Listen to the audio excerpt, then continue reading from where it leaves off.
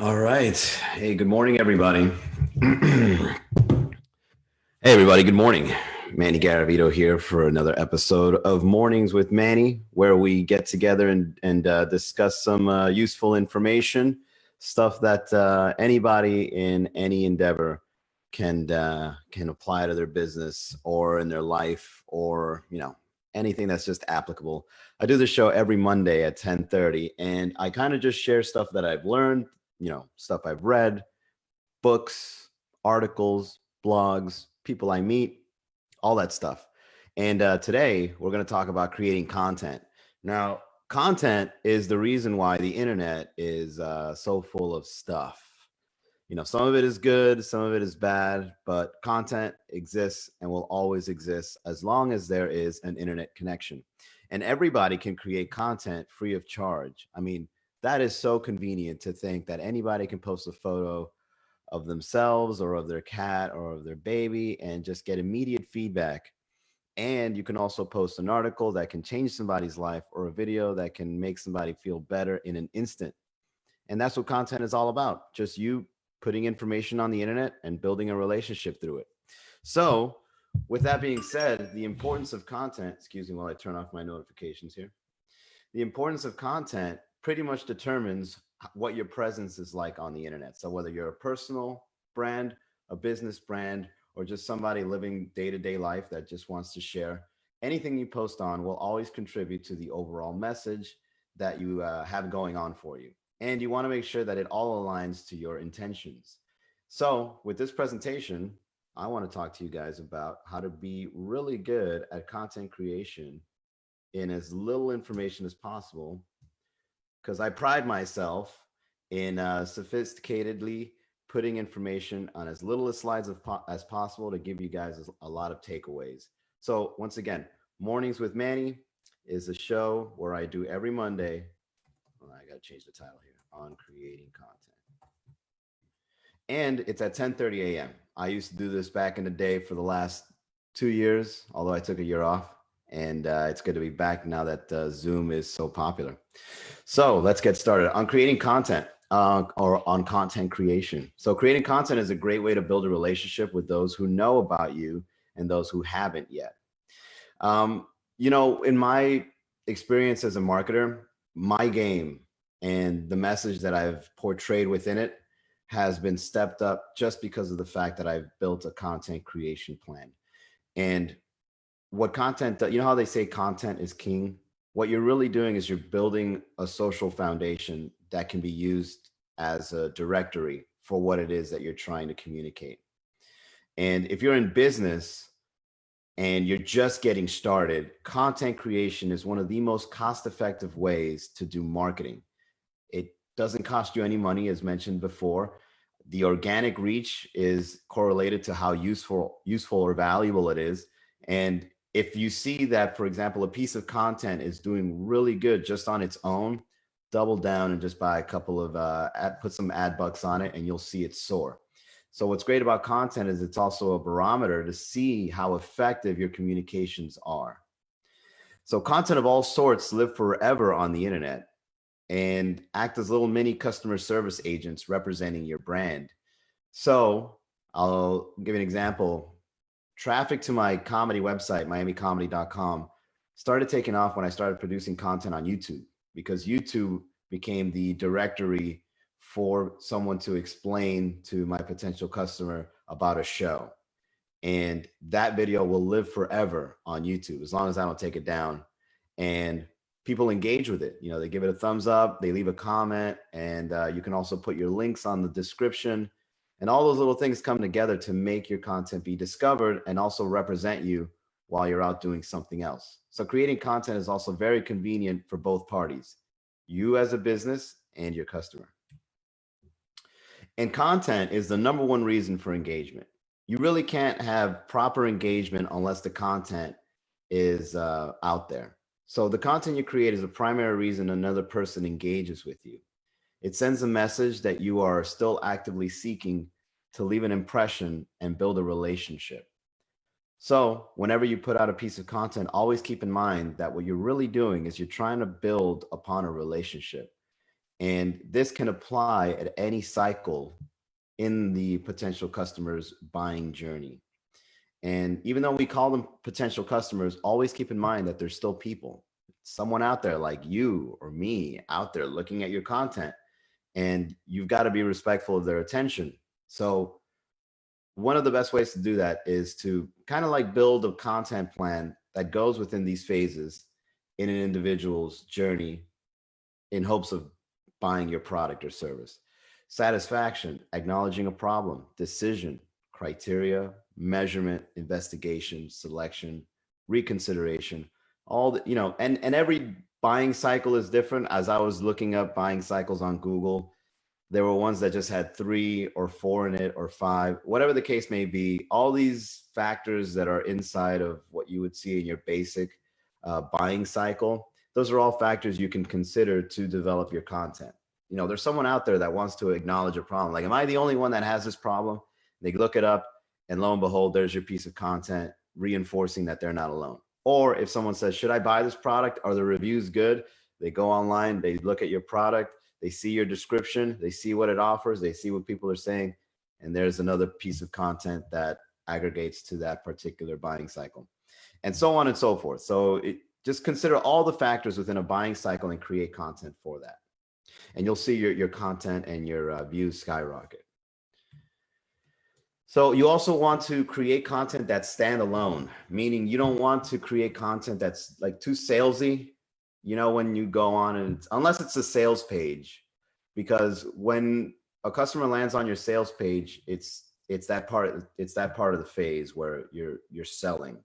But you don't want to do an introductory piece of content where you're already offering something like from the beginning.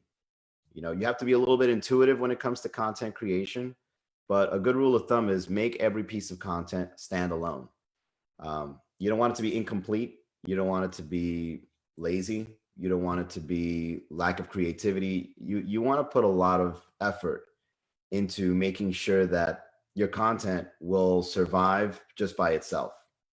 If I wanted to look up a particular dilemma, for example, and I see that your content touches upon it in a fulfilling way, I, as a customer, will feel a sort of satisfaction and aggregate that to what it is you're offering, or the brand, or the person writing it, etc. So you want to achieve content satisfaction, and I underline the word there because I think that's the feeling you get. You know how they say they don't remember your name, but the feeling, but instead the way you make them feel? I think it goes the same way when it comes to communicating through content. In order for your potential customer to continue this particular relationship. You ever come across a really good video that just helped you out? And then you kind of just started watching more of their videos. It's like, this stuff was so good. What else do you got? You kind of want to establish that kind of relationship. I'll never forget that one time I was looking to see how to invest in how to purchase an investment property. And I think the YouTube channel was Bigger Pockets. It's a guy with a beard. And I never would have thought that this guy would know. He doesn't look like, like he sells or purchases property. He looks like, some guy selling your craft beer. But as I was engaging in his content, he did this thing where he showed me a quadrant table, and in a very easy, understandable, fulfilling way, he says, put your expenses here, put your income here, and then he did the math, and those 4 quadrants was just so useful. And I was like, what else do you got, man? I just started binging on his content, and it all remained aligned within purchasing an investment property. And I thought to myself, like, this is great content creation. Like, this guy gets it. And I think he has a podcast and a book. And so what he's doing is he's aligning his content so that you can get to the next level and continue binging. Well, I wouldn't even say binging, but continue enjoying the useful content that so in other words, if you want a good example of standalone content, that's a great guy to look into. Highly recommend it if you're into real estate investments. Bigger Pockets, and it's a dude with the beard. Another one is content tip. Let me give you guys some tips here that I use in my personal businesses to create engaging content. Is get to know your customers' dilemmas. A lot of people, they think that their business is, all right, I got a business, the people will come. But it's always about getting to know the reason why you're in business and who would go to purchase anything from it. So understanding the dilemma is a really good way to get in touch with that. Become familiar with the kinds of people that currently engage and would like to engage with your content. Taking surveys, gaining feedback, seeing what people are writing in your comments. And this is across all social media channels. If someone replies to a tweet, take that into consideration. If someone comments on your YouTube video, take that into consideration. And also talking to them one-on-one. If you ever go out networking and I talk to somebody about marketing, I don't just go into the sales part of what I do. I don't just say I build websites for someone that mentions a dilemma that they have with a website. It's like, oh, my web developer, he's such a headache. And instead of just saying, well, I can handle that for you, there's not enough context for you to kind of like offer that yet. So instead, what you would do is you would ask, what is it about your current developer that is so frustrating, right? And now you're uncovering a little more of the dilemma that your potential customer may have, which may be more valuable than the sale itself. Because when you're uncovering this little piece of information, you can use that over and over in your content, and you could probably get more than just that one sale. So if they would then say, these guys, they build a black box, and since you don't code, they kind of just like, if you want to understand it better, you got to pay us more. And I've been there. That's why I'm able to use this example. So what you end up doing is like, I can write a blog post. Me as a website developer, I could write a blog post, be like, is your current developer making your website a black box that you don't understand and is holding it for ransom? You can even use words like, if I were to ask, what's so frustrating? It's like, they hold it for ransom. It's like, okay, perfect. You would write that as a headline and you would elaborate that dilemma. And then they would, if another person were to come across that piece of content, they would be like, okay, this person understands my situation. So, one-on-one feedback, comments, forums, surveys, all that is useful stuff. It makes your content stand out the most because it feels like you're understanding your potential customer than the rest. You want to gain insight. Overall, I'd say the takeaway for tip number 1 is gain insight on what your content should be based on the feedback that you get from your customers' dilemmas. Okay, so tip number 2 that I use is extrapolation. And extrapolation is a huge time saver. You want to create as much useful content as possible, but if you don't have a big content team, there's upsides and downsides to having a team doing the content for you. The upside is you have somebody doing it for you. The downside is you have to pay them. The upside is you save a lot of time. The downside is that it's not you doing it.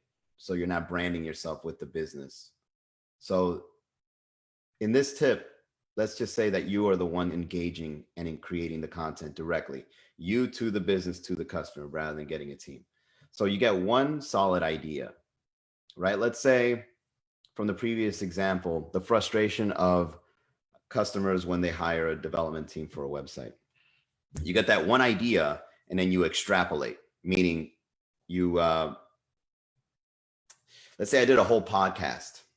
Oh, I use an example down here. You get a video, you make a video.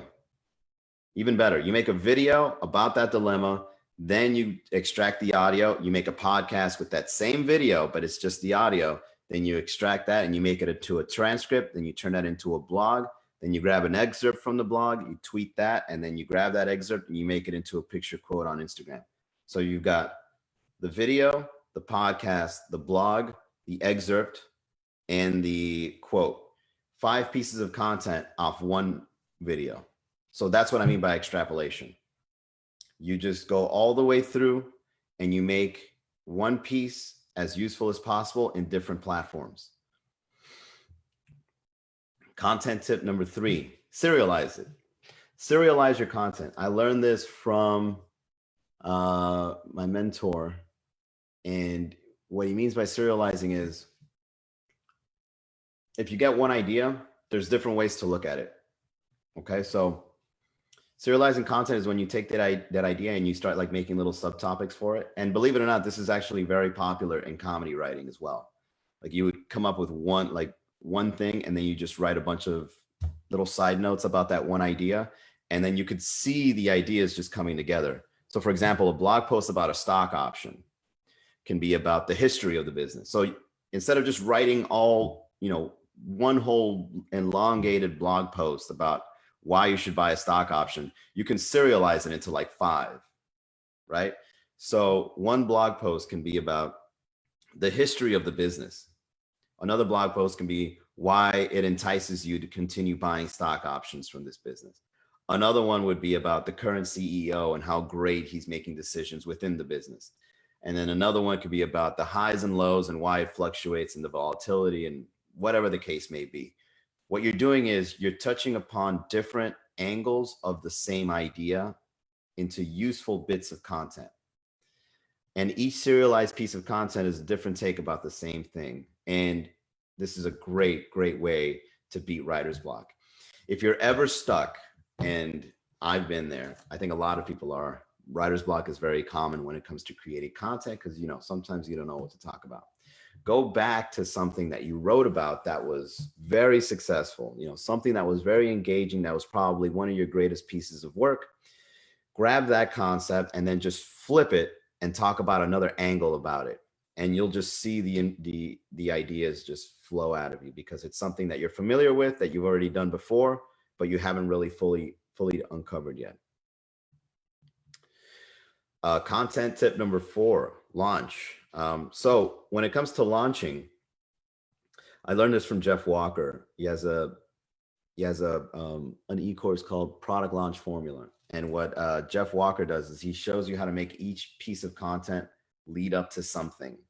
So it's like picture like a chart that like the bars get larger, right?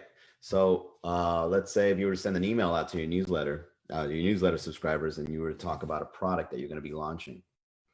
Now, what makes a launch so different is that you're building up the excitement, and your serial and everything that you serialize will be towards making it more motivating to the end date. And that's the most important thing about a launch. You've got to have an end date in order for it to be successful. Because if you're just launching, it's kind of like, well, when are you launching? So have an end date.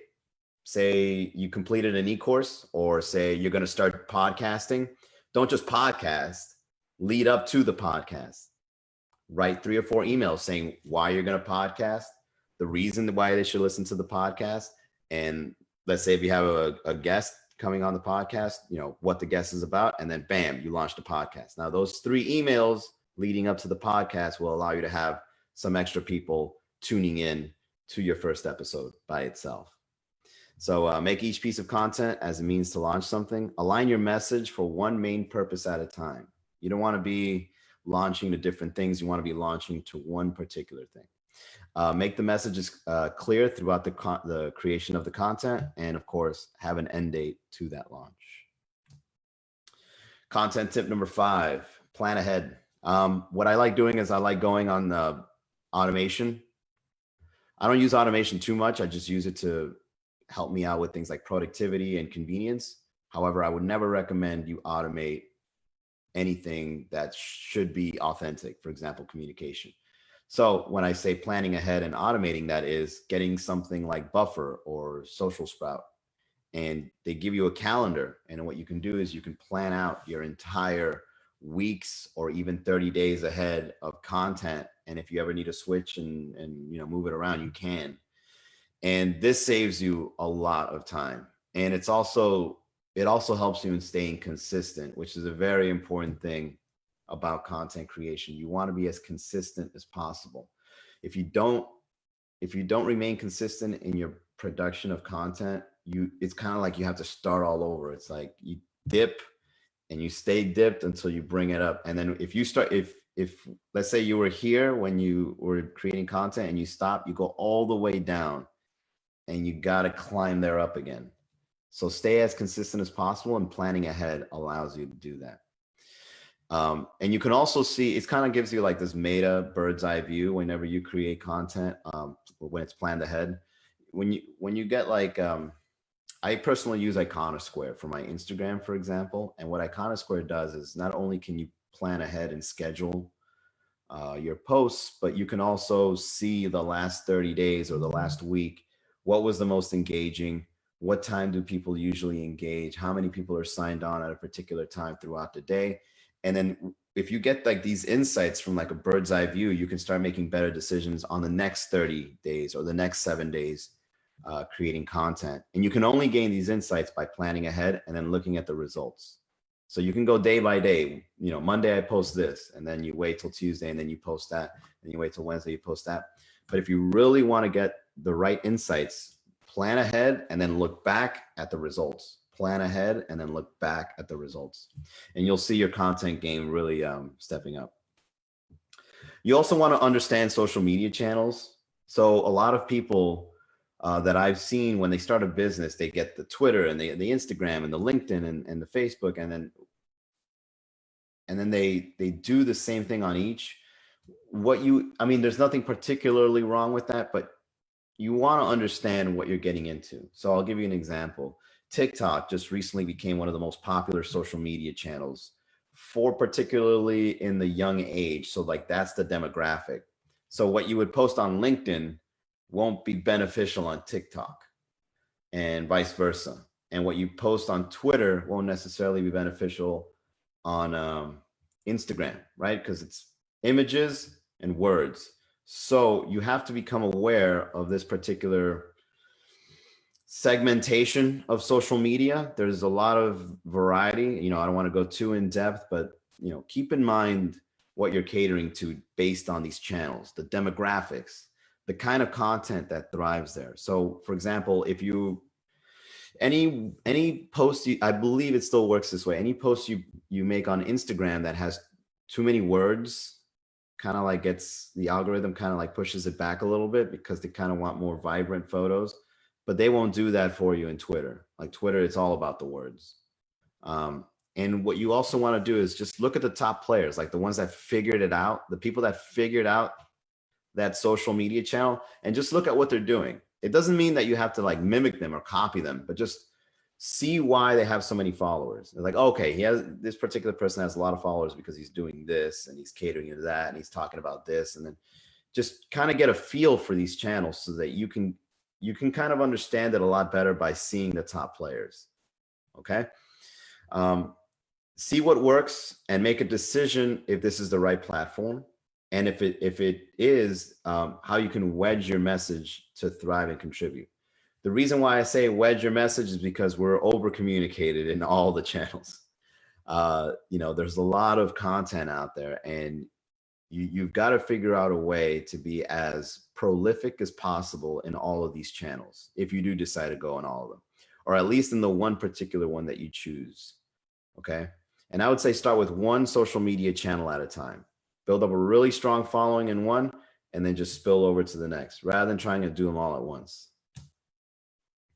You also want to align the message and find that sweet spot. So let me just read through these points, and I'll give you a great example of how I figured this out. So when you join a social media channel, your message has to be different, but the same. Engaging, but passive. Educational, but also guilty pleasure too. It has to be consumable. And what you want to do is you want to see what you want. Like, what are your objectives in business? And then you have to see what your audience wants. And then you have to find that in between where both parties are benefiting, right? Because you don't want to be promoting or posting content that isn't going to benefit your business. You want to post the kind of content that will benefit your business, but also benefits them. So there's like a little sweet spot, and it's what Shakespeare would call the rub, right? So I'll give you a great example of my particular, you know, life on Instagram, for example. When I first started my comedy page, Miami Comedy, I remember that in the beginning, I would just post about the shows, and I would talk about the shows, and I wasn't getting any reactions because, you know, nobody knew who I was. I was fairly new, and I was promoting something that was only 100% beneficial to me. I wasn't communicating the benefit to the other person. So I told myself, I said, well, what can I do to make it beneficial for the person on the other end to see my page and also come out to a show? So what I started doing is I started putting entertaining content, you know, because we are a comedy page, you know, we're not an event promotion page. So I was like, okay, if it's a comedy page, do something funny, like post a meme. And so I just started like getting somebody else's meme and posting it, getting somebody else's meme and posting it. And I was kind of getting some traction, right? However, it wasn't my content. So I then took it up the next level and I started writing the memes myself. And then that's when the content started taking off because it was original, it was with intention, it was beneficial to the other person. And then after like 2 or 3 memes, I would then post a promotion for the event, right? And then with that, I think Gary Vaynerchuk, he has a book called Jab, Jab, Jab, Right Hook, something like that. I think I never read the book, but I think in it, he mentions it. And then someone told me about the book and then I started doing it and it works. So it's like, you want to like give useful content that is relevant to your business.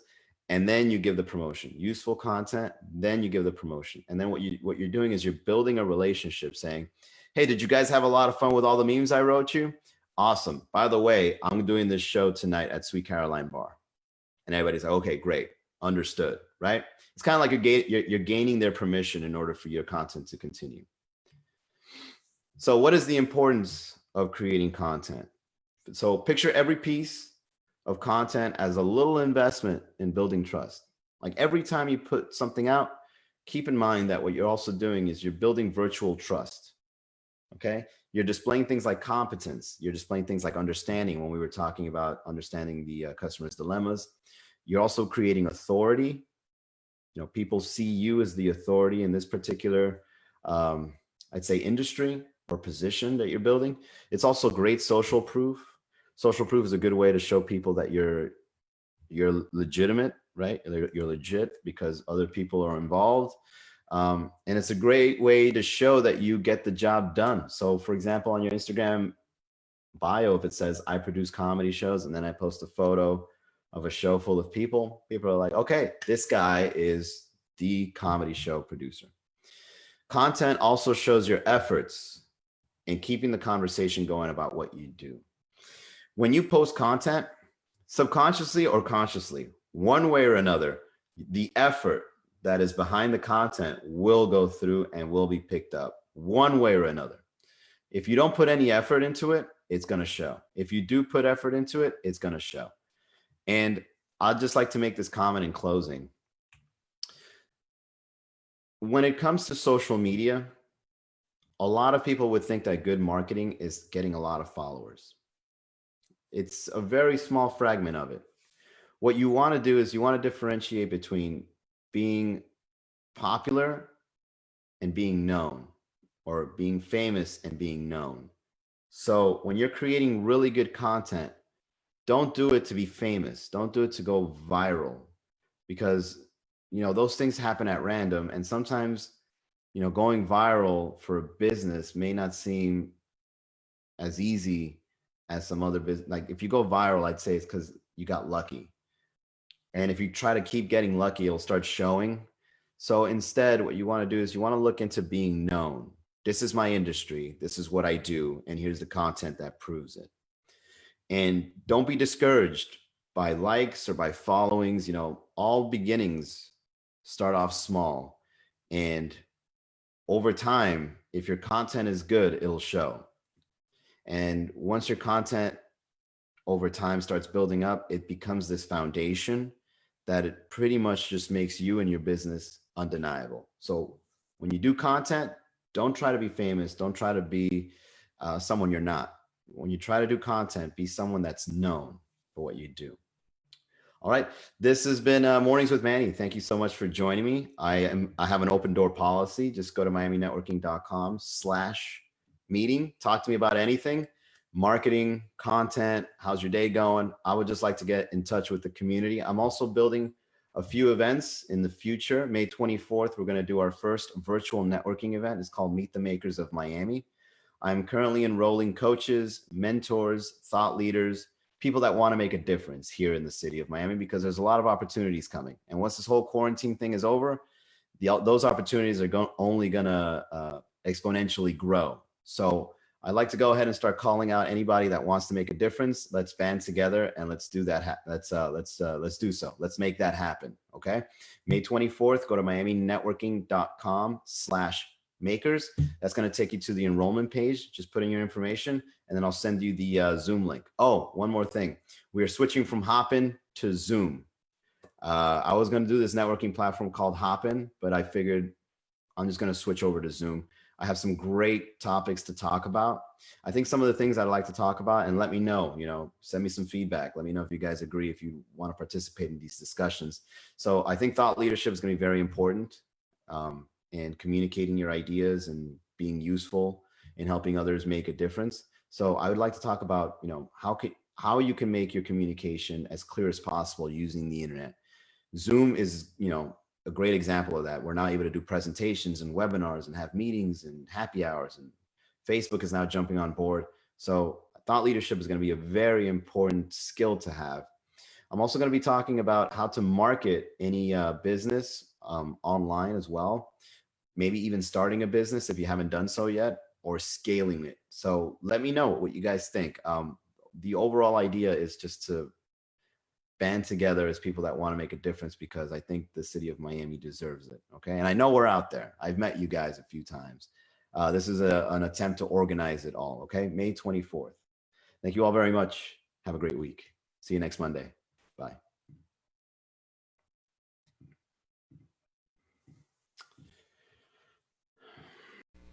Thank you for watching this video from MiamiNetworking.com. If you did enjoy this video, do give us a like, leave us a comment, and subscribe to our channel. Also, if you're seeking to make a connection with the people in Miami that want to make a difference, visit MiamiNetworking.com and start your free profile today.